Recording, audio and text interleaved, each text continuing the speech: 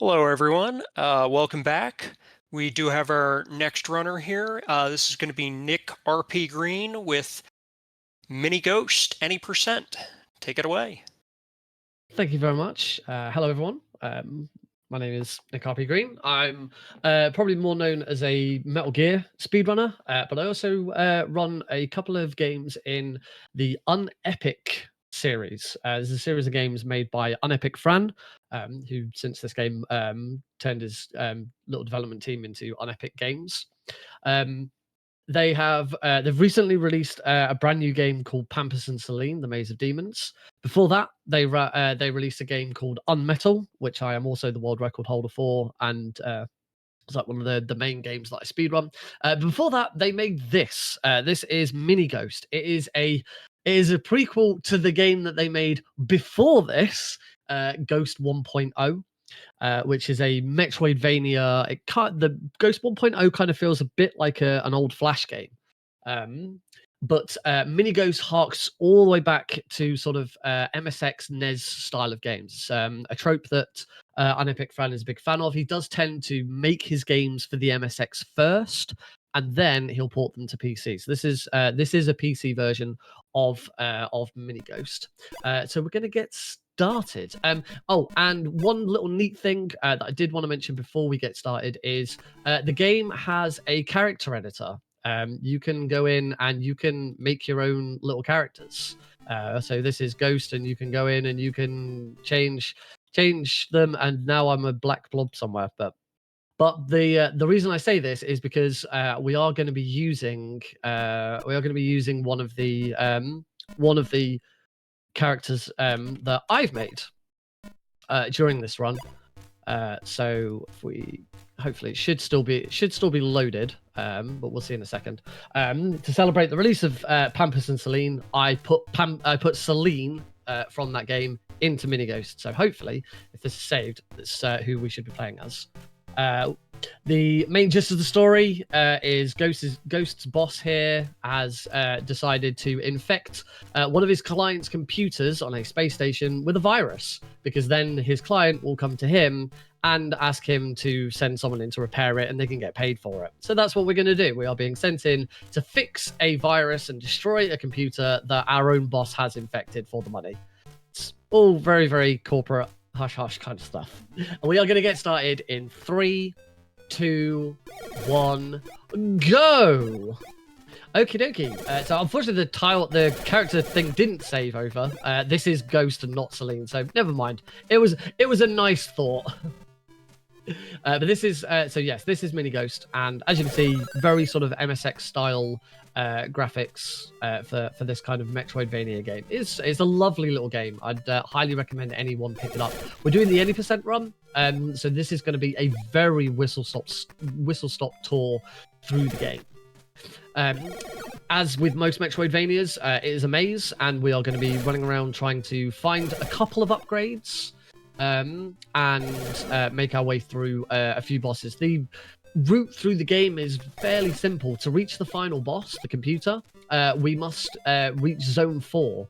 To reach Zone 4, we need the Zone 4 keycard. To get the Zone 4 keycard, we need to be in Zone 3, which we need the Zone 3 keycard, which we find in Zone 2, and we find the Zone 2 keycard in Zone 1.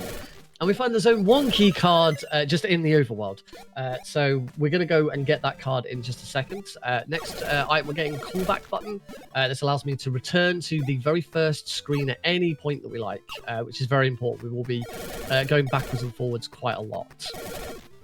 We're collecting cubes, these little gold squares that sometimes appear when we shoot enemies.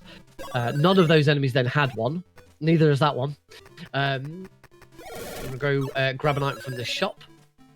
So cubes are currency, and we don't need every single upgrade. So there's card 1. There's some cubes in that box. I'm going to go back to the start.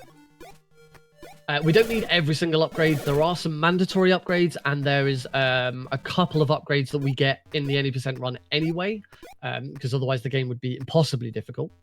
We're now into the dark room. Later on in the run, later on in the game, sorry, you would be able to collect some thermal goggles so that you can see in the dark. We don't collect those in the any percent run. Obviously, we do in the 100% run. But in any percent, we know our way around the dark room. We know where we're going, and we're going to get a very special item early, which is in this box here. It's called the piggy bank, and it now means that every time I level up, you can see I've got an XP bar at the top.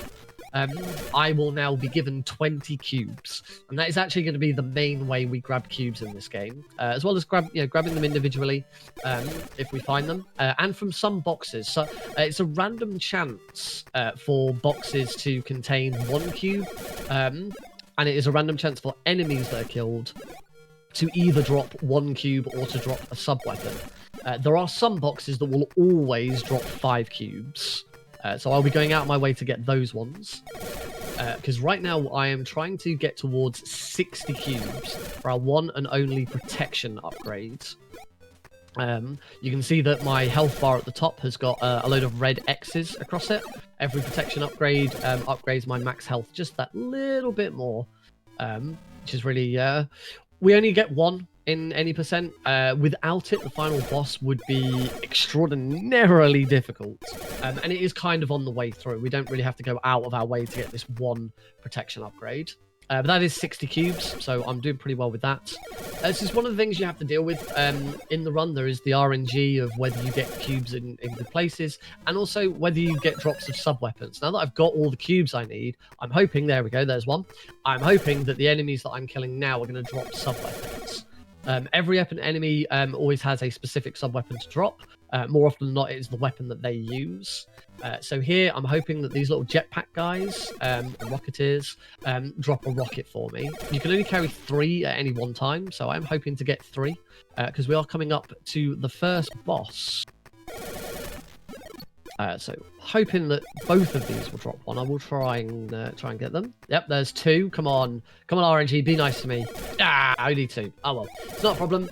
Two's absolutely fine. If I'd had 1, then I'd be a little more scared. But two's absolutely fine. Just before we go to the boss, we're going to find the mine detector. That unsurprisingly helps you detect mines. So here's the first boss. Going to fire a couple of missiles at it, and then just start shooting it. We just take the damage from its laser, and there is the first boss defeated. And as I said before, we get the next key card every time we defeat a boss. So now we can go back to the start. As we are in a marathon run, we are going to play it safe and just refill my HP. If you were doing a PB run at the health I'm at the moment, you'd probably get away with not coming in here and healing up. But as I say, because it's a marathon run, it's always safer just to get some health. Right, so now we make our way through to zone number 2. And zone number 2 is going to introduce the other sub-weapon that I'll be using throughout the run. You can see I've picked up another one from these little things that are rolling around on the floor. We don't really need this one. There's only one more that's really useful, and it's going to kind of carry the rest of the game. Thanks to that mine detector, we can see these mines. To be honest, it's the one thing from the any percent run that if I was really trying to scrape some more time, I would probably try and cut the mine detector and just learn where those mines are. There's not much RNG in the game except for flying enemies. So these enemies that are here on the floor, they are always on the same pattern. But these flying enemies are completely randomized. And that is the same for every flying or non-flying enemy. It's just one of the quirks of the game.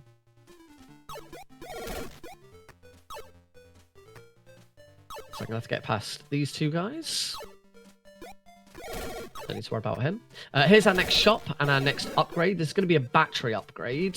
The battery upgrades allow me to carry more cubes. You can see I can currently carry 80 cubes, and now I can carry 120 cubes. That is necessary for the run. There is an upgrade I do need later called Sniper, which extends my range. Means I can actually hit the final boss. That upgrade costs 100 cubes. So we do need to have at least had 2 upgrades before the end of the run. These are the lasers, and these are the sub weapons that we really want the most. The laser is absolutely broken, particularly against bosses. So I'm going to hopefully grab 3 of those. For the next 2 bosses, we only actually need 2 to defeat them, but it's always if I can get 3, it means I've already got 1 ready, considering it's RNG as to whether an enemy's going to drop 1. That's 2. Take a little bump from that guy.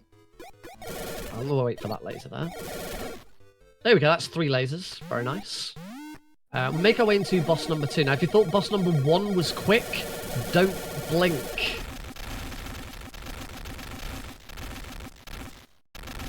And that's boss number 2 defeated. As I say, the laser is absolutely broken for boss fights in this game, which is why we covet it so nicely. On to zone 3. We're going to go back through the dark room again. We're going to take a slightly different route to get through it, though. And as we're just going through the dark room here, I'll hand over in case there's any messages or anything you wanna hand over to our lovely audience.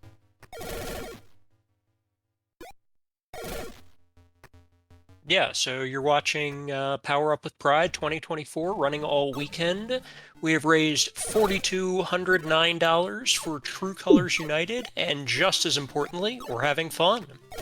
If you missed any runs in the marathon so far, you can find them uploaded on the marathon on our YouTube channel, and you can also come hang with us on our Discord. If you'd like to see more, !social in chat. Play. Great timing. We are now approaching zone number 3. So the zone 3 boss has got a bit of annoying RNG, but we should be able to deal with it. We'll just make our way through. One thing I haven't touched on at the moment is shooting. You may notice that I'm shooting incredibly quickly during the run. The game doesn't have any sort of throttle for how quickly you can shoot. You can basically shoot as quickly as you can push the button. As speedrunners, that is very detrimental to one's hands and thumb. I am approaching 35 years old, and at 35, I do not want RSI. So we do allow turbo in Mini Ghost. It's very easy to set up with Steam input.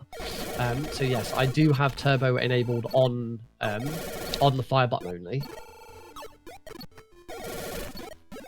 You may also notice that a lot of the time when I'm shooting, I jump up in the air, and that's because normally Ghost can only shoot whilst she can only move and shoot whilst jumping.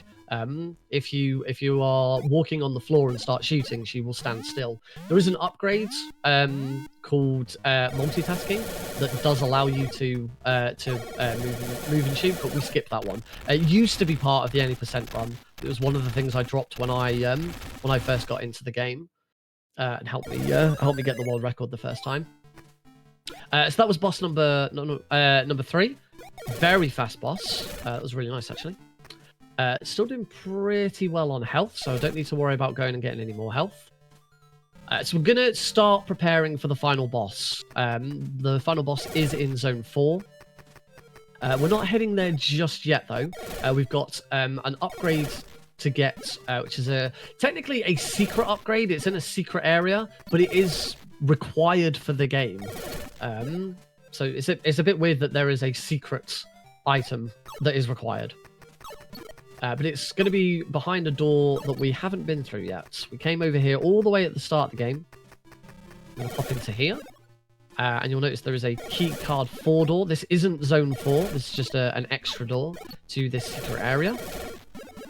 We've got this. We've got a little mini boss, which luckily we can completely ignore. I'm just going to do a quick save here, just in case, because this can easily go wrong. I'm going to just take a hit from him. There we go. Completely ignore him. Grab atomic power and be on our way. Atomic power is a shield breaking item. It means that all of my shots will now break the shield on the final boss. It is required. You cannot damage the final boss unless you grab that upgrade. So we're going to go into the dark room one last time. Same route as the previous one. You'll notice that the top right-hand corner of the game does have its own speedrun timer. And Epic Fran is a big supporter of speedrunning and always tries to incorporate speedrunning into his games. So that was nice.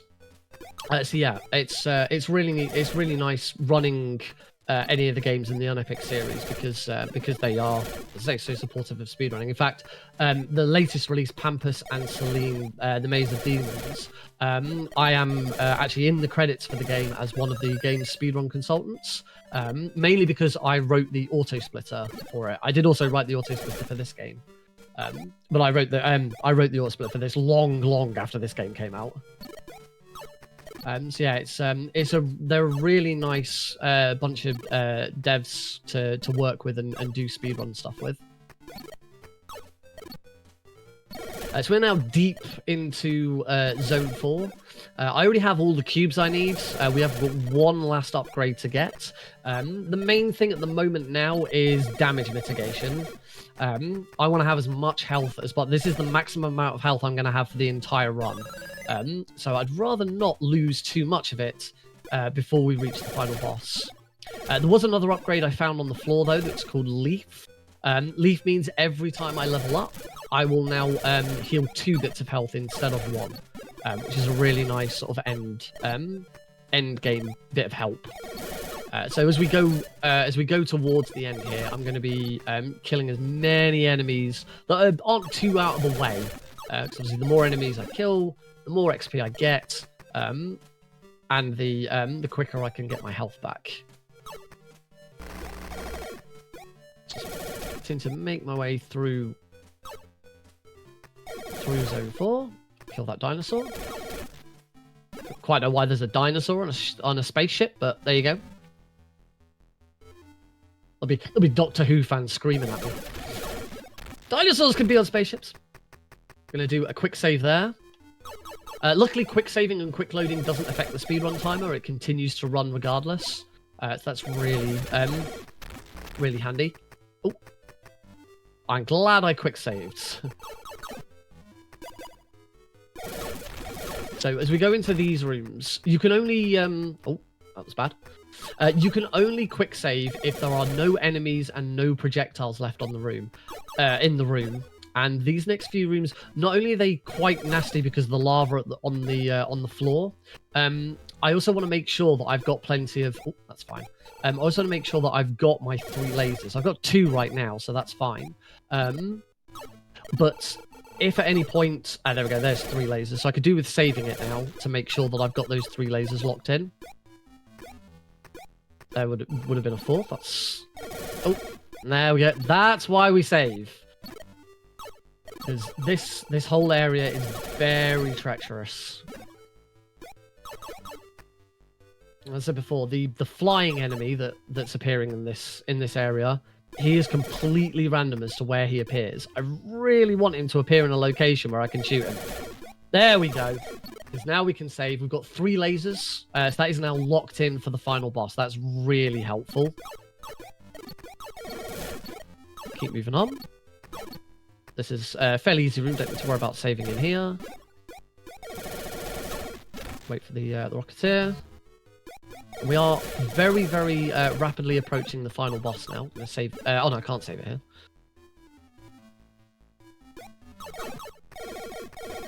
Wait for that flying enemy. Oh, he's there again. Ow! Again, really want to save it because there is a big drop here, and I really don't want to lose a bunch of time unnecessarily. Like that.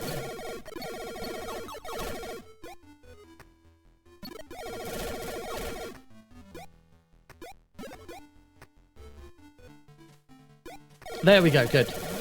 Because the next room is the final boss. There we go. So it's this big, massive computer, and time is coming up. The moment the boss's health hits 0, that will be time. It has a lots of different attacks. We have to be very careful not to get hit by the like little silver shurikens. that it's firing out, because they will stop me from being able to shoot for a short time. I'm doing okay. I've got one laser left, and my health is okay. And that is time! That was a really nice final boss. GG. And yeah, that is a very, very quick whistle-stop tour of Mini Ghost. I can tell you that the that time 17:11:36 on screen.